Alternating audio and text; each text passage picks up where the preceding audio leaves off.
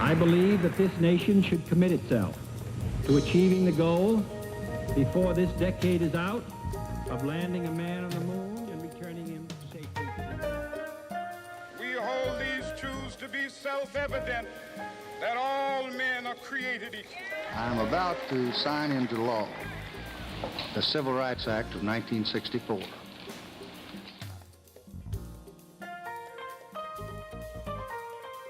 In 1969, the total number of black students on the campus constituted only about 3% of the total number of undergraduates. Many of us felt more could be done and that it could be done much quicker. We felt the time was right for action, and it took the form of the Black Action Movement.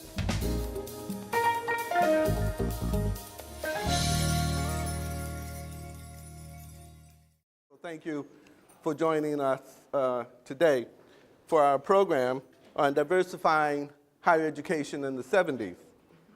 I'm not going to take time to introduce absolutely everyone here today. I just want you all to know I'm very gratified that so many people are here. We are going to run this as a symposium in the true sense, and that we will have some speakers. And then we're going to invite your contributions to today's events, because we know that each of you has some perspectives that you can share with us as well. I'm going to start off as moderating this event. There's an old saying that goes, "May you live in interesting times." It is often attributed to the Chinese, but like so much else, it's probably British in origin. It's actually a curse masquerading as a blessing. It might loosely be interpreted to mean something like, "I hope your life is full of upheaval." Now, using that loose definition, probably most periods of time are interesting times because there's considerable upheaval somewhere all the time. I think, however, many of you would agree with me that among the most interesting of times in our lives, and probably in the life of the United States in the 20th century, was the decade of the 60s. It was certainly a time of political upheaval, a time of social unrest in many ways. It was also a time of great social change, a time of enormous progress that was literally generations in the making. Events at the University of Michigan reflected those times during the 1960s.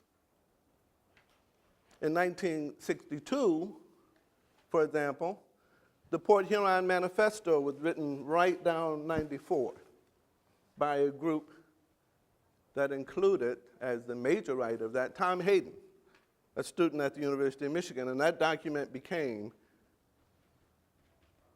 the foundation for something that later became Students for a Democratic Society, which ushered in a good deal of unrest, upheaval, you might say, around the country.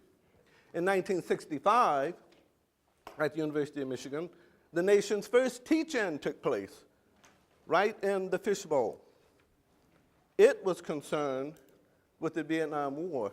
It was the first time in, well, on the university level, that there was unscripted, unlimited, just continuous discussion around a particular issue of concern. In 1969, the total number of black students on the campus constituted only about 3% of the total number of undergraduates on the campus. Many of us felt more could be done and that it could be done much quicker. There was no Center for African Studies. There was no Black Student Lounge. There were very limited academic services available to those students who had been recruited. For many of us who were students at the time, and I believe those who are on our distinguished panel, we felt the time was right for action, and it took the form of the Black Action Movement. I'm very pleased to have with us today the distinguished panel here with us and who are going to share some thoughts with us today. You know them. They're your friends. They're more than simply alumni, people with whom you went to school. Ron Thompson, Roger Short, Judge Stevens, Ida Short, and Councilwoman Watson are going to share with us some reflections on that particular moment in the University of Michigan's history. Ron. Thank you, Nick, and it's great to be here to see so many warm, familiar faces. I've said it privately, so I'm going to say it publicly, and I've been corrected. But, you know, none of us look our age. But we all look the same. We look marvelous. And so it's great that, that we've been able to live 40 years past that momentous spring and to have done as well as all of us have done. And we're all truly blessed, and I particularly recognize that I've been blessed to be here. So thank you for the opportunity, Nick. We had a conference call to talk about the program, and Nick said that I had the responsibility for sharing some context, and I won't repeat the things that Nick has already shared, but I will elaborate on a few of them. You know, when I think about the nation that we were living in the 1960s, I think first and foremost about the civil rights movement and how profoundly it impacted our lives. And those of us who were there in 1970 were in high school or maybe junior high school in the early part of the 60s. Many of us marched down this street right here, Woodward Avenue, following Martin Luther King. We certainly observed an era of civil disobedience that began really in the South with the sit-ins, and it fostered in us, I think, a belief that we could change the world. And so when we arrived on the campus of the University of Michigan, it was no surprise that we took with us that belief. Perhaps as importantly, there was an era of Black nationalism that was going on concurrently. The Black Panther Party, the Nation of Islam, were profoundly affecting us. I mean, again, those of us from Detroit, and as Nick said, the Opportunity Awards program focused heavily on recruiting Detroit kids, although it recruited kids from other parts of the state. But, you know, we had Mosque Number 1 right up there on Linwood, across from Central High School. The minister at Mosque Number 1 happened to live next door to us. And, you know, so you were exposed to different ideas about how to change our experience, some that were perhaps more radical than others, but constantly around us. There was revolving this notion of Black pride, of Black consciousness. We were aware of who we were proud of who we were, and we were not going to accept what we perceived to be second-class treatment any longer. I often say, and I don't know if I'm right or wrong, but I often say that another important thing that led to BAM was the fact that so many of us either had family members or close friends who belonged to unions. I can remember my mom taking my kids with her to the picket line when she was a Detroit public school teacher. And it was interesting because by then we owned a business and we had union workers, and we were on the different side of that divide. But we all sort of grew up with the notion that striking was a permissible way of airing a grievance and a way of forcing the other side who was against us to honor our position. And so I've always thought that the fact that so many of us, virtually all I would conjecture, had some close relationship with a union member was important. And certainly in the conduct of the strike, it was critical because that's what led us to go and solicit AFSCME to support the strike. The Vietnam War. I can remember graduating from high school and having some of my high school classmates go to war. And we were, enabled to, with these student deferments, to avoid that, but then remember, I think it was 68 or 69, they instituted the lottery. 1970. Was it 1970? And we were all, forced to a reality that despite our educational pursuits, we might have to go and serve in that conflict. And of course, Muhammad Ali, who was the hero of much of our generation, had proudly stood up and said it wasn't our war, it wasn't our fight. And so I think that had an impact on us. We had seen family members and friends come back maimed, psychologically damaged, or worse, not come back at all.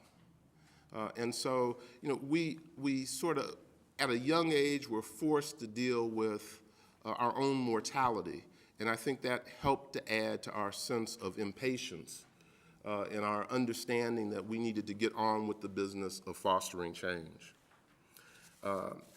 The assassination of Martin Luther King in 1968 had a profound impact. Certainly the assassination of Malcolm before that, but King's assassination was while we were there. Right, exactly. And I don't know everybody's experience. I happened to be back in Detroit on that fateful afternoon in my dad's dry cleaners. I was standing on the corner of Philadelphia and then 12th, now Rosa Parks Boulevard. And the news came out about the assassination. I never will forget a white individual driving a taxi cab, coming up the street, and the brother stopped that cab, killed the man, turned it over, set it on fire. I mean, it was that kind of time. Well, of course, 1968 is after 1967, when the city was ablaze. So, we all came through this tumultuous period, and it had this profound impact on us, not to mention there were other campus movements springing up all over the country demanding the same kinds of things that we wanted: access to the educational process, fair treatment, and the like. Let's also not forget that those of us who were in Detroit in high school in the early 60s had already started protesting. Nick led a protest at Northern High School in 1966, the year we graduated from high school. I mean, so we were practiced in our belief that we could force change. Now, Nick's talked a bit about the campus climate. I remember, and again, perception's a funny thing. I mean, we each have our own perception, and we could always argue it, and the facts will probably never be fully known. But I always think of the person to my immediate right as the person who really organized the Black Student Union. I mean, I remember Roger doggedly out with his clipboards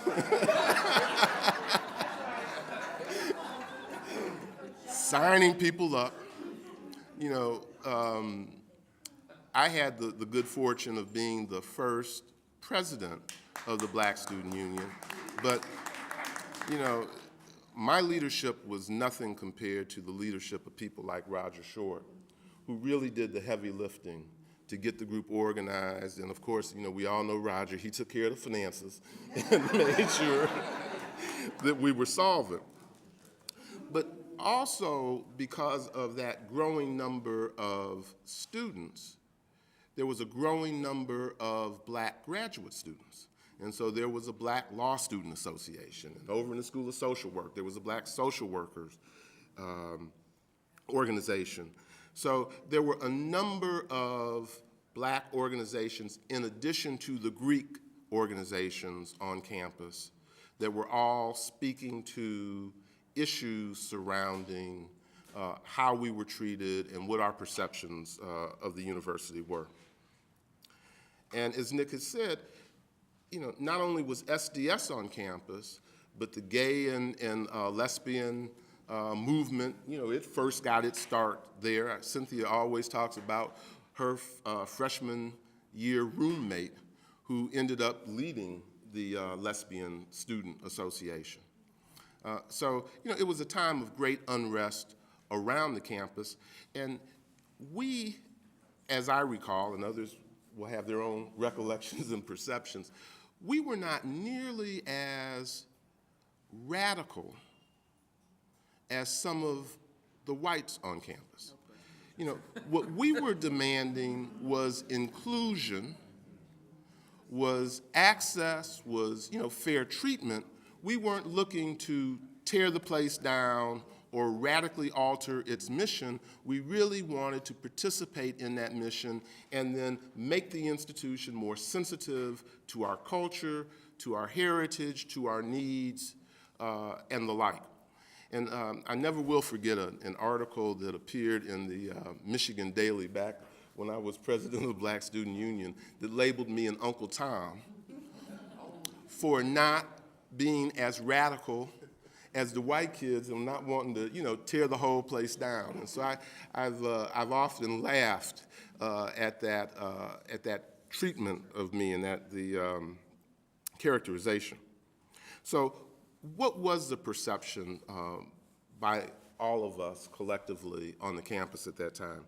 I think it's fair to say that we all believed that the school had insufficient representation of blacks in the student body, the faculty, and in the administration. I think I mean, clearly those were part of the core demands, but I don't think there was any of us who thought that 3% of student enrollment was sufficient, and the paltry numbers of black faculty was clearly an affront. We also believed that the school didn't adequately address our academic interests, our cultural needs, and our support requirements. Now, it's true we didn't have a Center for African American Studies. We certainly didn't have a building that we could call our own. The university had attempted to do some things. I mean, I remember the AKs and the Deltas being given space up in Bates, wasn't it? Oxford housing. Right. You apparently did not get in trouble over there. Well, listen, my girlfriend, now wife of almost 40 years, didn't live up there, so that's why I got it wrong. But you know, there was an attempt. You know, obviously there was a Kappa house. And so there were some things available, but it wasn't an adequate response. And while the administration would, you know, work at a pace that was unacceptable to us to address our concerns, they clearly had not done enough leading up to the decision in the spring of 1970 by all of us collectively. I mean, it's interesting the way it evolved, that it was, you know, all of the black student organizations, both the professional and graduate school organizations, the undergraduate organization, the black faculty coming together and saying, you know, it's time for us to take more radical measures to bring about change. So I'm going to pass the mic down to Councilwoman Watson. Joanne Nichols Watson checking in. Back then, I do want to acknowledge I have 4 children. My oldest daughter was born, I got married during university. In fact, if there had not been BAM, I met my husband, my children's father, during BAM. And my oldest daughter, who now teaches African-centered schools in Brooklyn, New York, is here. She flew in for this conference. She was born at University of Michigan Hospital. Ajua Nefertari Asante Nkenje. She's far left of her parents, very revolutionary. So the Black Action Movement's still making seeds. Everybody who was there during BAM, just hold your hand up. Attorney Charles Brown in the house. Dr. Nyara Sudarkasa, David Baker Lewis Esquire, Frank Gates, and others who were on the faculty put their careers at risk. We didn't realize she was just a baby. She was in her 20s because she was part of that FISC group that graduated at 16. She was a young teacher of anthropology. Then she was Dr. Gloria Marshall. And I loved her so much that when she became the first woman president of Lincoln University, 3 of my 4 children went to Lincoln University. Dr. Nyara Sudarkasa with her bad self, 7 Principles of Africanity. The Black Action Movement transformed everything about us, inside and out. We didn't just demand 10% black enrollment, 10% black faculty in the William Monroe Trotter House, which helped shape the rest of my life, because Trotter was a journalist. I majored in journalism. And we should not romanticize the Black Action Movement. We were successful. Sam McCargo and Ida Shore, now we used to come to Detroit as the inner city support team and would show up at the Michigan Chronicle, and they put us on the front page and make sure that we didn't scare folks as we were trying to be revolutionaries in Ann Arbor. But everybody didn't support us. Some black folks didn't.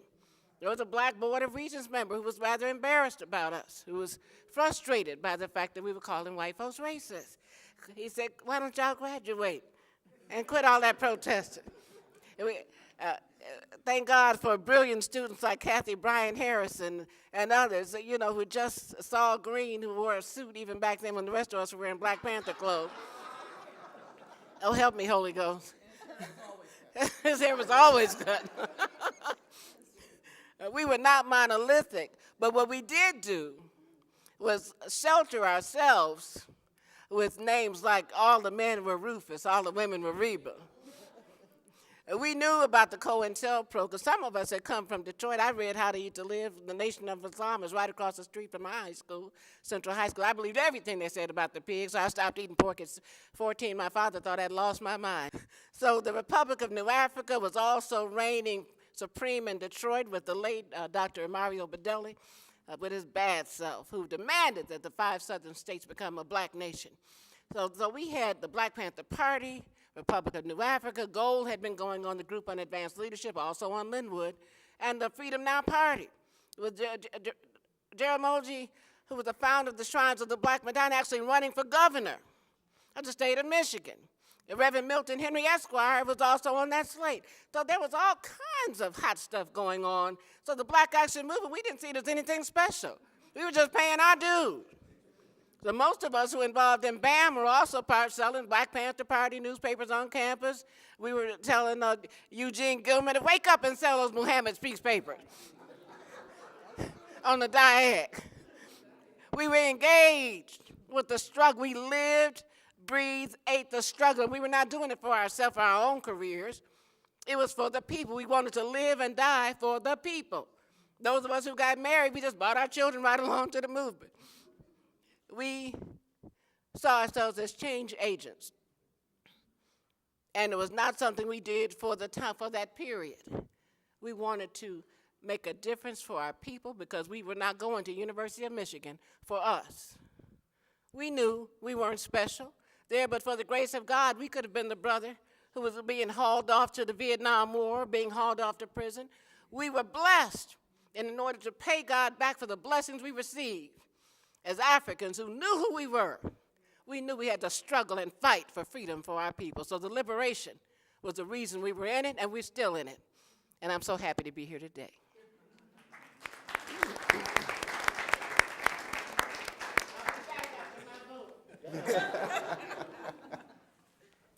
Okay, well, it's quite an introduction from the Honorable Joanne Watson and Ron Thompson. You know, it's kind of hard to follow them. And for me, as being Roger Short, music has been a great influence in my life. And so I went back and I looked and see, okay, what was out in 1970, besides The Temptations, Fifth Dimensions, Wedding Bell Blues, the Guess Who, American Woman, and Bob Dylan, Lay Lady Lay. So there was a context out there. There was protest in the music and the culture of America, and we just were beneficiaries of that. We were disciples, and our job was to make change. That's really it. So when I got to the University of Michigan, clearly, as Councilwoman Watson pointed out, and I'm sure Cynthia's going to acknowledge too, I came from the Shrine of Black Madonna and been there church all my life. So I come up to the University of Michigan and see this sea of white faces and the institutions that traditionally said that we weren't supposed to be there made me unhappy. It made a lot of black people frustrated. So when you talk about retention rates and blacks were having issues staying at the University of Michigan, getting there was one thing, staying there was another issue, because the white structure there did not want us there. And I'm not down on white people. I'm not going to get into that thing. I'm not there. But the institutions that they grew up in had very few blacks. They didn't know what blacks were. You know how it was. And they said, I never saw a black until I came to the University of Michigan. My roommate's black. I don't know what to do. What is he go? What should I talk about? James Brown. I don't know. Tim Taylor. I don't know. And also, but they were listening to black music because Tears of the Clown by Smokey Robinson and the Miracles was number 3 on the hit parade. So they were listening. They were getting the message. But the institutions that they perpetuated at the University of Michigan were clearly racist in nature. So I think, to me, I wanted to change it. I wanted to do that, but I couldn't do it with our Opportunity Award program because they gave us the critical mass to do that, because it was just 5 or 6 students, and we on our own.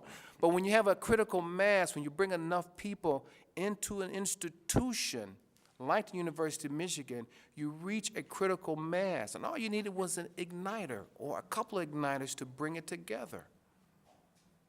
So change doesn't happen overnight. It's a gradual process. We had an environment that we all participated in, as Ron talked about, the 60s, the high school protests. I'll never forget, at Cass Tech, Myra Tucker, or Myra Downs at the time, was a hog guard, and she was kicking my butt because I was skipping class.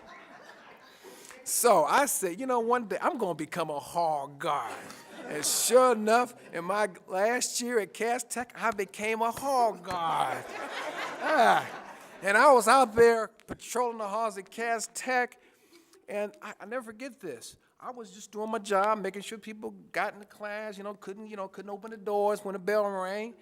This instructor, Mr. O'Brien, said, Roger, I need to talk to you. This white lady is accusing you of attacking her in the hall. I said, come on, now wait a minute, I'm just doing my job. She's a French teacher, never met her in my life, never knew. She said, you were attacking her, so you have to apologize to her. I said, why should I gotta apologize? I didn't do nothing wrong. I'm just a guy here doing my job. You put me here to do this job. So we all had these little experiences, nuances that revolutionized us, radicalized us.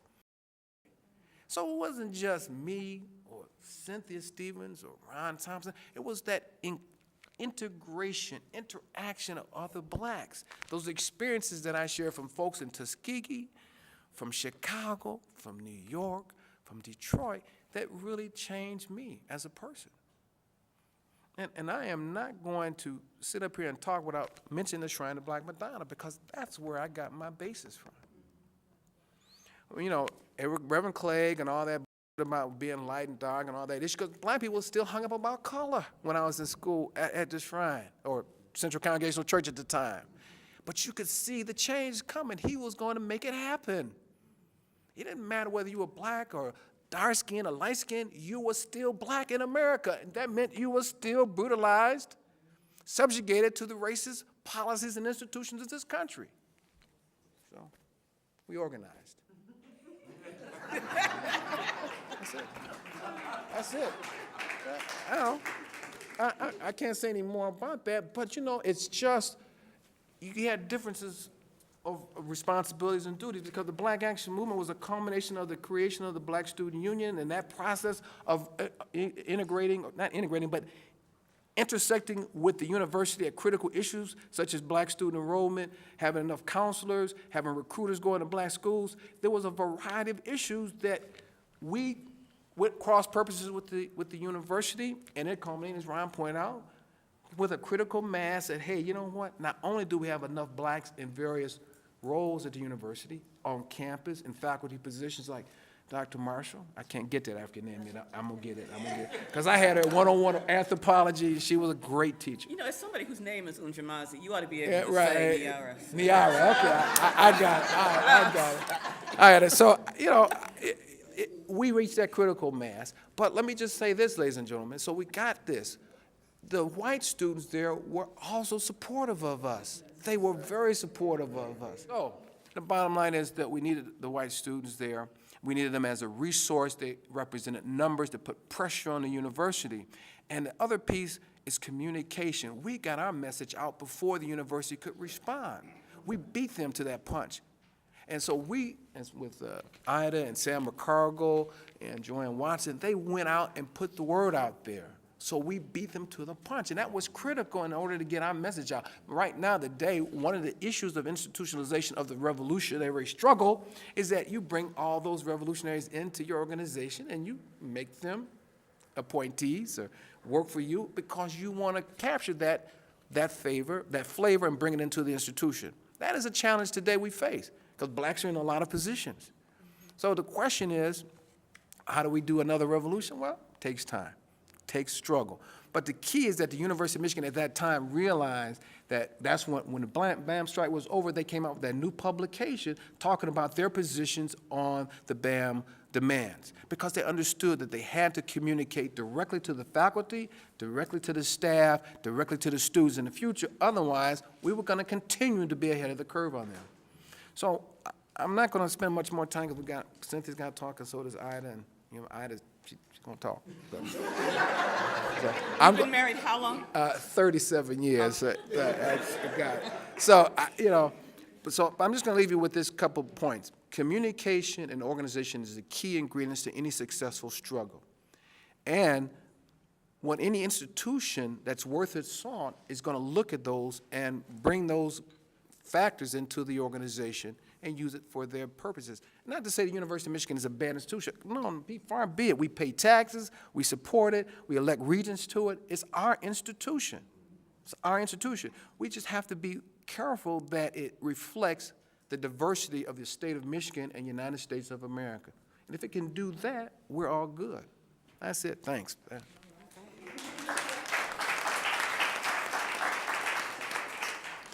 My fondest memory of Roger Short, whom I've known since Dog was a pup, was him being stopped by the state trooper on the way to Lansing to meet with the state legislature.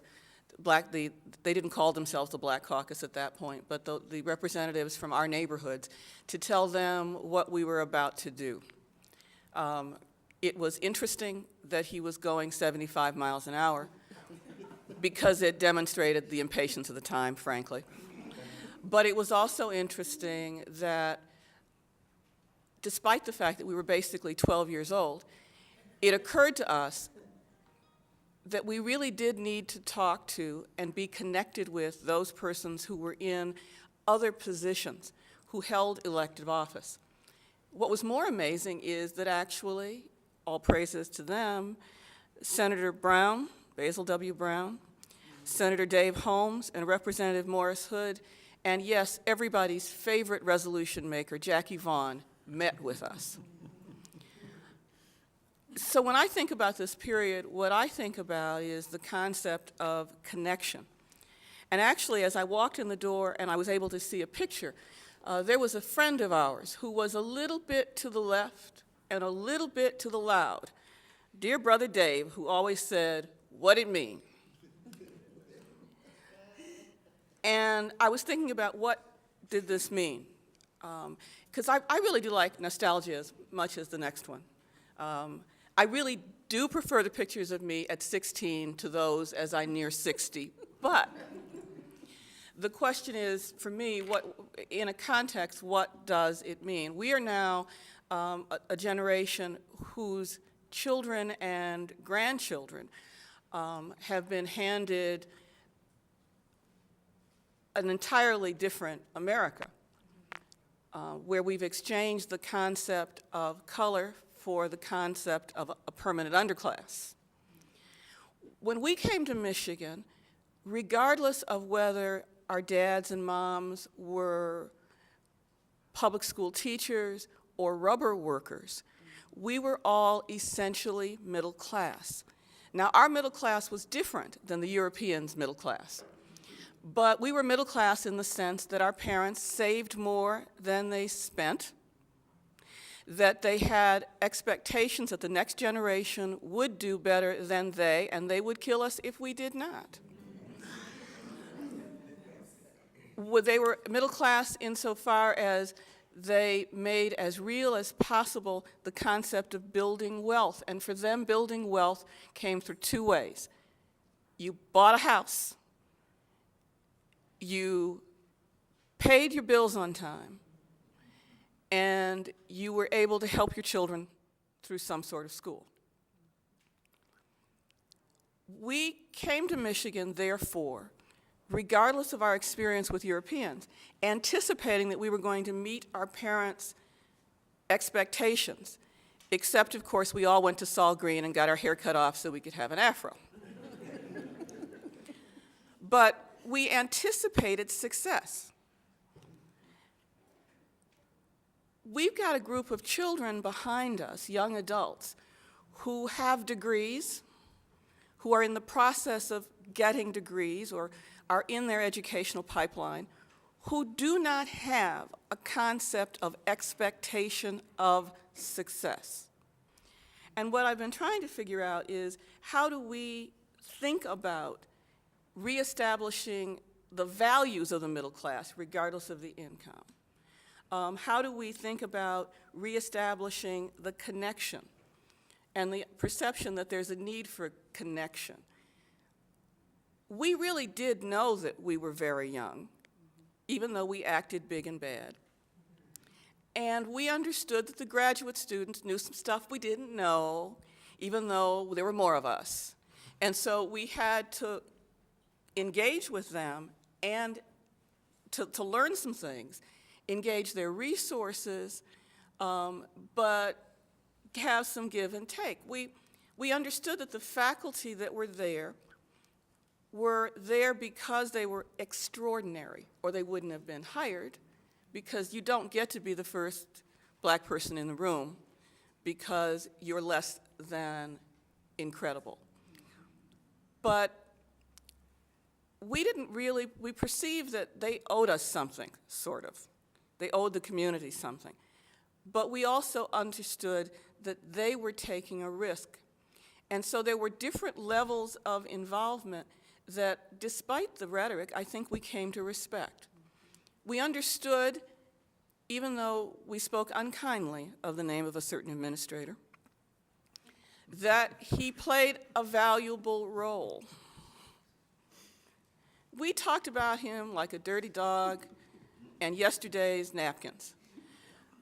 But we did not devalue and fail to come back to him a little later to try to get some things done with some institutional connections.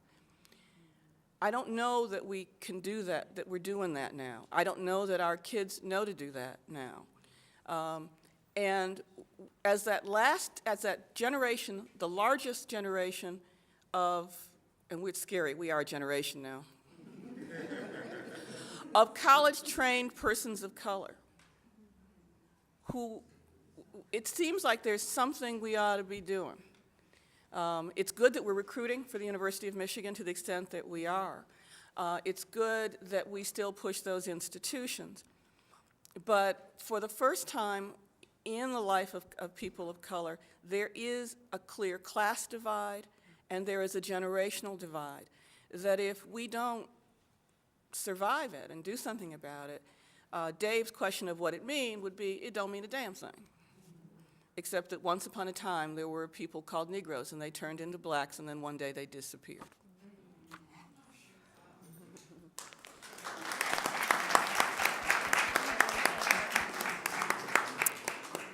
Hello, everybody.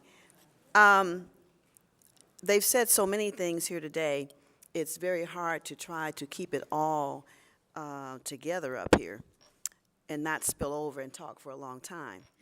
But the thing that I remember about the strike more than anything is that Sam McCargo, Dave Lewis, who's sitting in the back there, and some of the other Cynthia, and all the folks were our legal team. I don't know who else is in the audience that was part of that. They would always meet with us and tell us legally what we could do and what we could not do. And I remember one of our strategies was to go to the undergraduate library, known as the Ugly, and our task that day was to take every single book off the shelf. And Dave and them politely told us, remember, the books cannot be on the floor. If they're on the floor, you can go to jail, because it was illegal to put the book on the floor. These are these obscure laws that I'd never heard of. So I remember Rochelle and a whole bunch of us from Berkeley were in a section of the library stacking up these books on the tables, and some of these books were falling on the floor, and we were madly trying to get them off the floor before we were caught. So those are some of the things that we did. In addition to that, Sam McCargo was the lead person for the political support. And Sam, Valerie Glenn over here, sitting here, Joanne Watson, and some other of us would drive. And so he assisted in doing all the driving, and we met some of the most prominent people. At the time, I didn't know who these people were.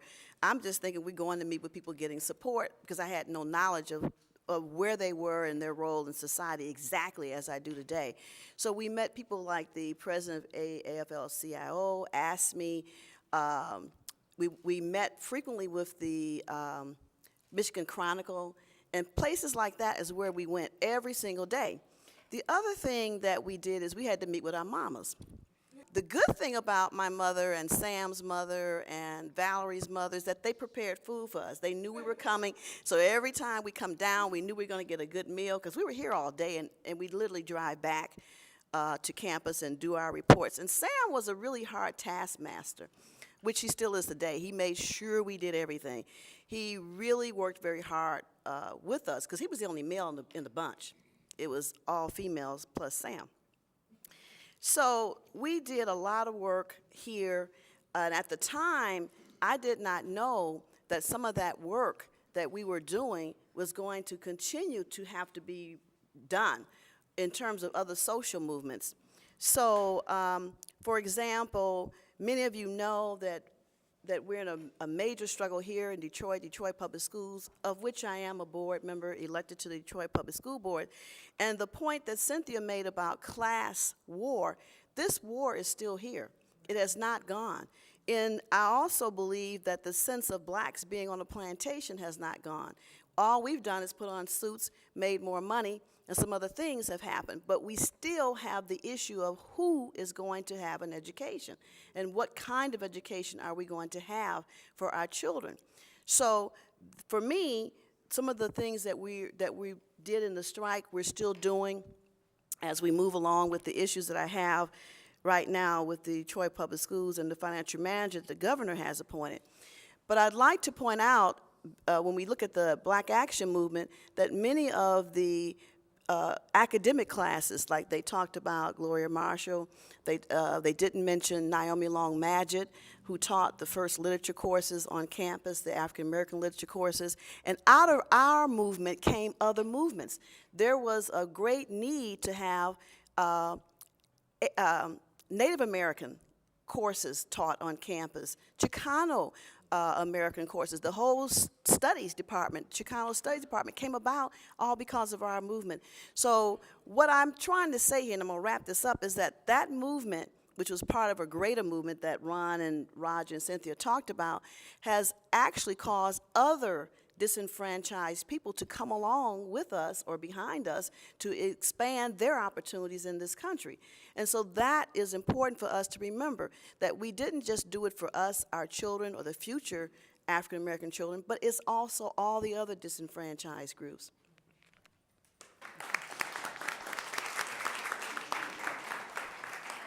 Now you see why we wanted to have these people on our panel today. I'm going to exercise the prerogatives of the moderator and turn to two people at this point and offer them the opportunity to make some observations. They are both college presidents.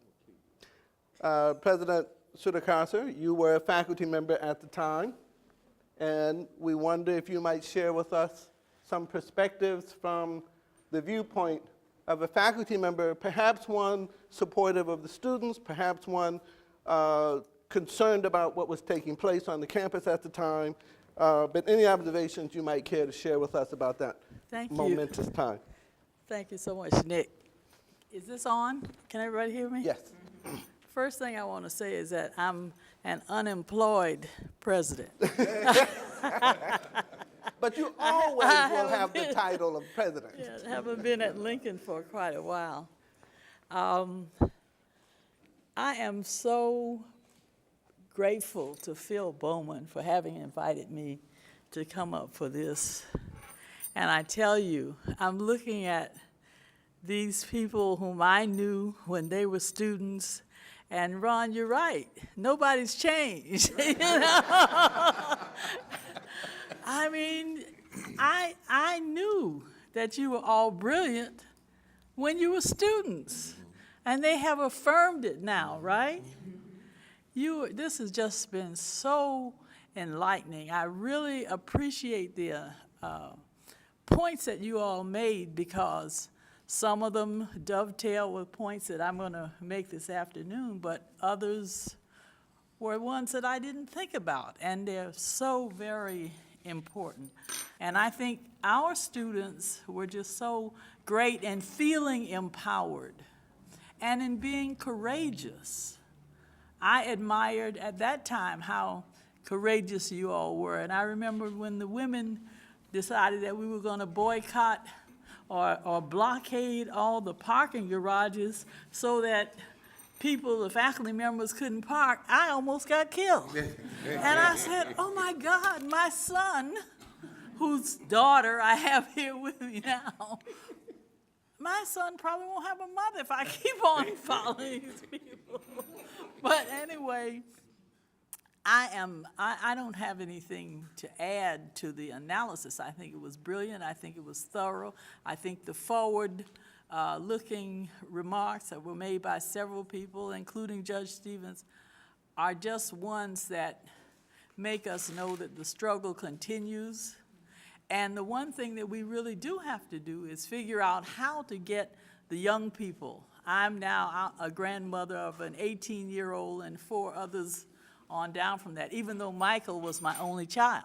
So, but we've got to let them experience what has come behind them, what has come before them, so that they will know what they have to do in order to make certain that all of the BAM strikes and other initiatives weren't in vain.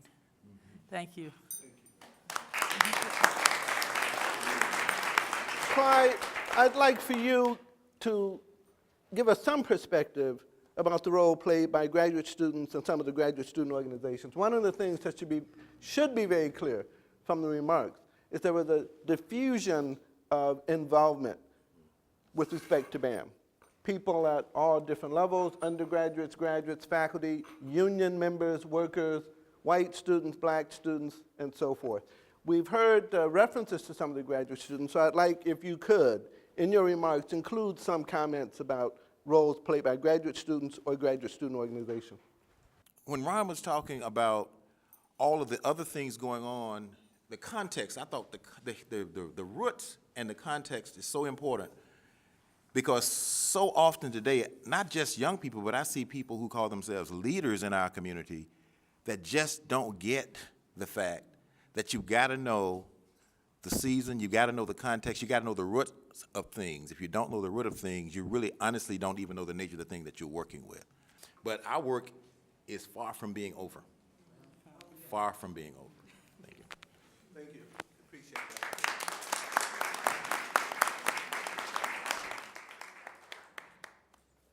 We wanted to make sure, since we have so many distinguished people here with us today, that others of you had the opportunity to share some observations or some comments. And if you'd like to do so, we welcome them. In particular, we're concerned about connections, legacy, and so forth. Percy Bates, Professor Bates.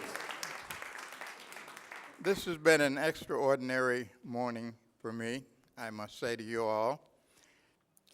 There were just a few of us as faculty members on campus at that time, and it was very lonely. And there were very few students, and I'm sure you were very lonely. But as faculty members, we knew that we couldn't do it. It could only be done by you. We could help, we could support, but it had to come from you. I also want to make a comment about Robin Fleming, because as I walked in this morning and as we gathered here, I thought about him, and I guess felt a tinge of sadness, because this is something that I believe no president before him or after him could have done what he did. He was the right man at the right time. And over the years, I got to know him fairly well and actually had an enormous amount of respect for him and what he did. And I wanted to, as I said, over the years, I've thanked him for it. He was always very modest about it and said, he didn't do it. He said, you did it. They did it. Looking at you guys who did it, I have to say to you, thank you very much, at least on behalf of the black faculty and certainly for the university and the students in this state. So thank you, Nick, very much for bringing this together, and it's been a great time. Thank you. David Lewis, would you care to make some remarks? We're very pleased to have you here. Thank you very much, and thank you for your efforts and the efforts of others to bring this group together for the commemoration of that important spring. And all of the panelists and your insights and all the other comments that have been made have been quite a reminiscence. I remember Otis Smith, who was an African American who was on the Board of Regents at the time, and him getting up at a meeting where the BAM demands were presented and saying that, we did not know what we were talking about. But Otis was one who knew what he was talking about. He'd come up from a hard scrabble existence in Tennessee. He came up as a representative of that prior generation who had those expectations, and not only expectations of success, but how you would get there. And something says to me that these days we have lost some of the essence of that, and we need to recapture that in order to address the issues that Cynthia raised about sort of reinstituting those basic values all across the spectrum of our community, which we have yet to do, and that's our work going forward. So thank you for the opportunity to say a few words, and I'm going to enjoy the opportunity to get reacquainted with some of you I haven't seen for a while. In fact, we had invited David to join us as a member of the panel, and due to other commitments, he was unable to do so. So I'm very, very pleased that he's here with us today and that those remarks for us just now. At this time, I must turn to my colleague, Dr. Bowman. Okay, thank you very much. I had little involvement in BAM. The involvement I had in BAM was coming down to the courts in September during the trials. And helping to fill the courtroom, and I think what BAM symbolizes, not only for CAS, and the University of Michigan, but for the nation, really represents a challenge for us in 2010. You know, diversifying higher education going forward.